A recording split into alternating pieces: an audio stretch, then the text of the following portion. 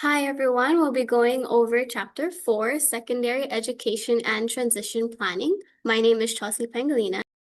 And my name is Heart De Luna. So before going ahead and continuing on with the lesson, we're first going to go ahead and discuss our norms.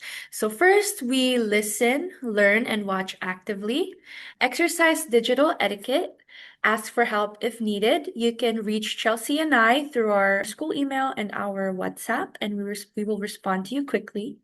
Reach for excellence and never give up. So our student learning objectives will go over 4-1 through 4-4. 4-1 will discuss the research on the lives of adults with disabilities, and 4-2 will describe the IDEA transition planning requirements. 4-3, students will be able to identify the purpose of person-centered transition planning and the basic steps in its formulation. And 4-4 is to describe the instructional focus used to prepare students for college and career readiness. So for our bell work activity, this is a picture prompt. You'll be responding in the forum for this one. So looking carefully at the photo that you see on the right side, identify and explain what you see. Justify your answers. Why do you think so? And how did it lead you to that conclusion? You can go ahead and pause the video so that you can work on it. So to start us off, we'll be looking at transition to adult life. In the 21st century, students are expected to leave high school already prepared for college or a career. Early adulthood is a major life transition, shifting from family dependence to greater independence and having responsibilities. For us young adults, we face decisions about education, jobs, finances, living arrangements, and relationships. However, for young people with disabilities, this transition can look very different and sometimes even harder for them. Some may try to manage on their own without any supports, and some do undergo further education like college with accommodations, and then some will graduate high school with ongoing supports for work or living, independent living. That's why it's very important for the school. A school's vital role is to teach adult life skills and ensure access to supports even after graduating high school. And then success of graduates equals measure of school effectiveness. We can really tell if a school program works just by looking at how their students do after graduating. It has been nearly 4 decades since the federal mandate, which ensures free and appropriate education for all students, including those with disabilities. However, many graduates with disabilities still struggle to fully participate in the workforce and community. In a 1990 study, there was higher unemployment, less post-secondary education, and weaker support networks. But there has been recent progress. So 60% continued on to some form of college or training after graduating. 67% of individuals with disabilities were able to start working full-time, and almost 60% were able to live fully independent, with a small percentage of 4% who live semi-independently. So although there are improvements, the potential of adults with disabilities and their ability to transition into an independent life or some form of independence are still highly underestimated. So over 400,000 students with disabilities exit school yearly. However, their dropout rate is nearly twice of that compared to their peers who are not disabled. So this is just a visual showing the 56.5% of students with disabilities who graduated with a diploma compared to their peers who graduated with the diploma as well, but only 90% of them weren't disabled. So that's a very big difference.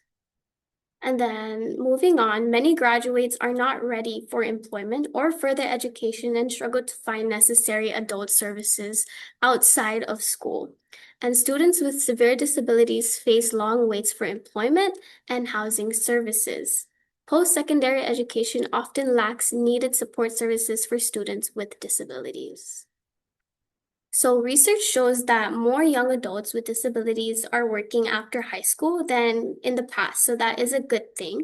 There was an increase from 55% to 89%. However, young adults with disabilities still work less than their peers without disabilities. For instance, 41% is the percentage of people working who are disabled compared to the 63% who are working who are non-disabled individuals. And unemployment still remains high, where only 21% were unemployed in a 2010 survey. And then shows three principal components of an effective transition system. One is a strong school program because the school connects learning to college, trade schools, jobs, and independent living. The second principle is team approach. School, adult services, families, and friends all work together in order to support the student. And then the third is post-school supports, government programs for education, jobs, housing, and recreation. So then we'll move on to talk about the IDEA requirements that every student with disability receives. So they receive a transition service, and what that is a coordinated set of activities for students with disabilities that are designed to facilitate the move from school to employment, further education, vocational training, independent living, and community participation. So there are three components of the transition services, or I would say three attributes the transition service should have. So the first one is that it should be focused on helping students succeed after school. The second is that plans are based on each student's strengths, needs, and interests. And the last one is that it should include teaching services, real-world experiences, job preparation, life skills, and vocational assessments. So these are just other federal laws linked to IDEA and transition planning. So I'll read off a few of them. The first one is Vocational Rehabilitation Act. This helps with job training, counseling, placement, and support services. And schools and rehabilitation counselors usually work together in this kind of planning. We then have the Carl D. Perkins Act, which gives students with disabilities access to vocational and technical education. And then I think all of us are already familiar with the ADA, Americans with Disabilities Act. We'll move on to School to Work Opportunities Act. So this act prepares all students, including those with disabilities, for careers and further education. And then the last one I would like to note, in the past, people with disabilities often avoided working because if they earned too much money, they could lose their Medicaid or just any health insurance that they had. So this Ticket to Work and Work Incentives Improvements Act fixed this by allowing and protecting those with disabilities to keep their affordable health insurance even if they were still working or developed a disability while they were working. So we're going to go ahead and do our warm-up activity. So this is just a sample that you see right now so that I can explain how you will be answering it on the forum. So here it says an example to answer or write on the forum. We just want you to put it in numbers, and your answer per number item will be the letter. So here it says number 1 is letter C for ADA, Americans with Disability Acts, and so on and so forth. So here is the actual warm-up activity, which is a matching activity. You can go ahead and respond in the forum, match each number item to the appropriate and the correct letter choices. So you can go ahead and pause the video and answer the activity. So moving or continuing on, we'll be talking about 4-3, person-centered transition planning. So this is just a visual, an illustrative transition planning form in the area of employment. This is just basically what a form could look like when helping a student transition. For instance, this transition planning form contains what the student needs help in. In this case, they need help with employment. It also shows their level of performance, what transition services do they need, and other things, including a benchmark and activities for the student. And then moving forward, these are 6 basic steps in creating a person-centered transition plan. So the first step is to build the team, and the team can include the student themselves, their family, friends, school staff, and of course, any adult agencies. Step 2 is to identify the needs, use assessments and student preferences. Step 3 is to develop the plan, create an IEP or transition IEP with clear goals. Step 4 is to meet and implement, hold meetings, agree on supports that are created, and put the plan into action. Step 5 is to support and review. Use their circle of support and update yearly and monitor their progress. And lastly, step 6 is to transition out. Phase in adult services, ensure work, education, and community supports.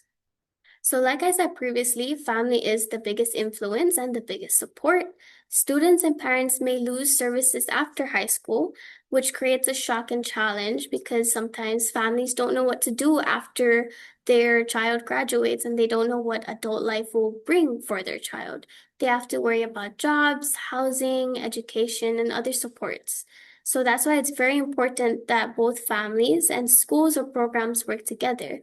A person-centered approach to transition planning is where the student is the main focus of the planning. And this is where we put them, because we're helping them. So that's why it's important to put them at the main core of the planning process and that the school works with the parents to identify the students' preferences and expectations. All right. So we'll be talking about working with adult services. So adult service agencies are organizations that assist individuals with disabilities in accessing post-secondary education, employment, supported living, and leisure activities. So professionals from adult service agencies may be involved in the transition planning, and they include vocational rehabilitation counselors, representatives from colleges and universities, and state developmental disability agencies. They also provide support in vocational rehabilitation, social services, and mental health.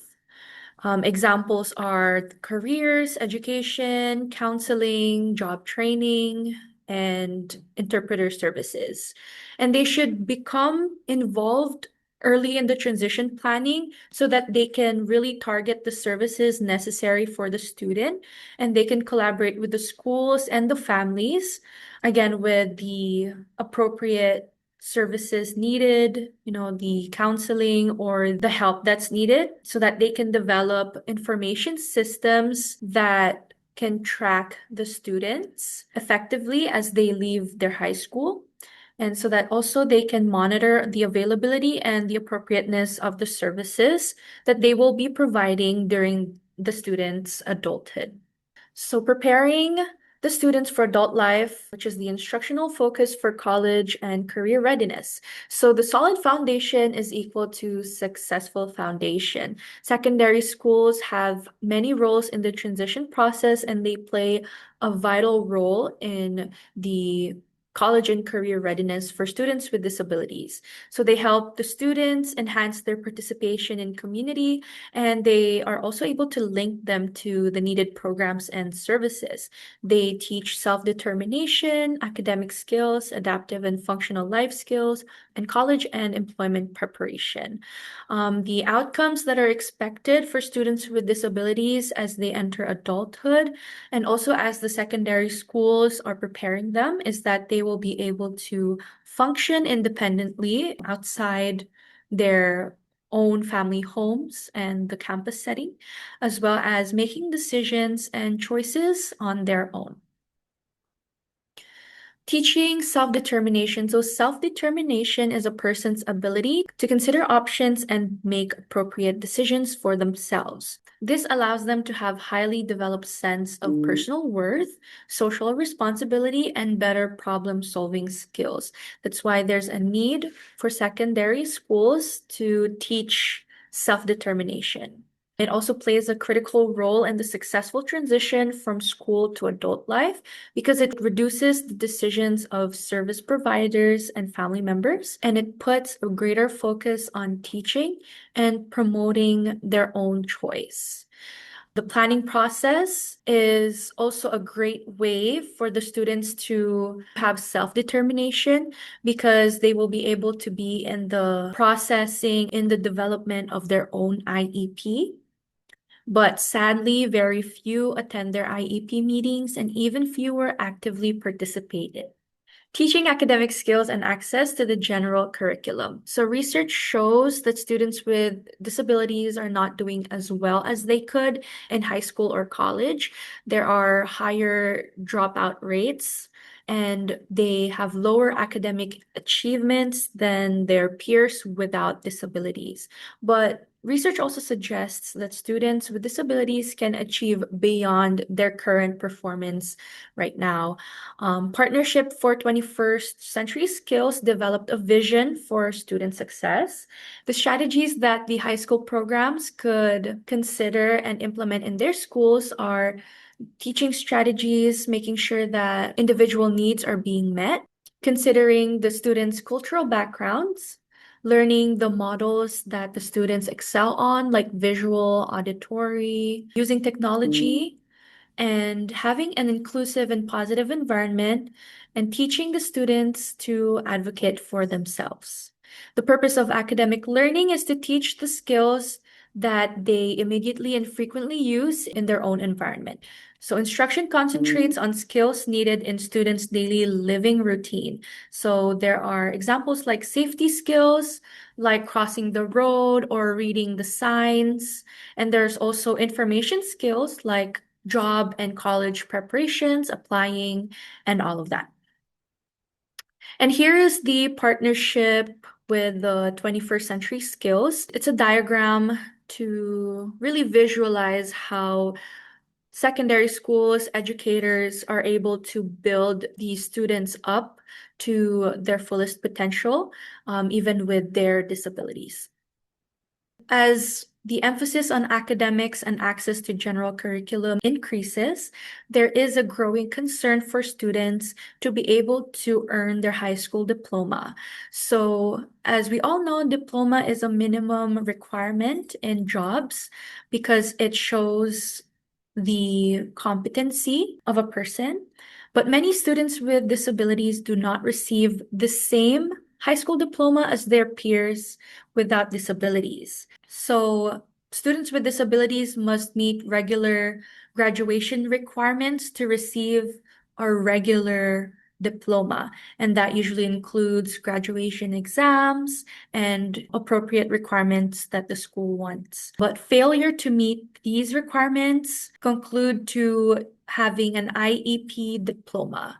So an IEP diploma, it basically communicates that a student was unable to meet the requirements to obtain a standard diploma. But there are some other states that let students with disabilities earn a regular diploma by meeting the personalized goals from their IEP that are set by their teachers and professionals and their parents.